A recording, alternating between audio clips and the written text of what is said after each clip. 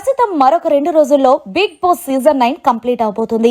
ఇదే తరుణంలో big boss కొంతమంది సెలబ్రిటీస్ ని హౌస్ లోకి పంపిస్తున్నారు. ఇందులో భాగంగా శివాజీ అలాగే లయ ఒక మూవీ ప్రమోషన్ లో భాగంగా హౌస్ లో అడుగుపెట్టారు.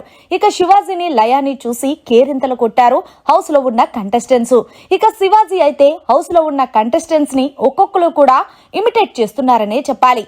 ముందుగా తనుజ అలాగే పవన్ కళ్యాణ్ వీళ్ళిద్దరూ కూడా కిచెన్ లో గొడవాడుకుంటారు కదా. సో ఆ సన్నివేశాన్ని లయ శివాజీ ఇద్దరు చేస్తుంటే హౌస్ లో ఉన్న కంటెస్టెంట్స్ అయితే కామెడీగా నవ్వుకుంటున్నారు. ఇమాన్యుయల్ ని అలాగే డెమోన్ రీతు వీళ్ళిద్దరిని కూడా ఇమిటేట్ చేశారు. ఇందులో భాగంగా శివాజీ ఇమాన్యుయల్ దగ్గరికి వస్తే అన్న బయట విన్నర్ ఎవరు అంటే వెంటనే శివాజీ ఈ సీజన్ విన్నర్ అయితే గనక పక్కాగా పవన్ కళ్యాణ్ అంటూ చెప్పుకొచ్చాడు. అదేంటన్నా అంటే ఇది బిగ్ బాస్ సీజన్ 9 రా, ఎప్పుడు ఎలాంటి మార్పులుంటాయో ఎవరికి తెలీదు కాబట్టి అందుకే ఈ సీజన్ 9 విన్నర్ ని ఆర్మీ పవన్ కళ్యాణ్ చెయ్యాలని ఫిక్స్ అయిపోయారని చెప్పారట.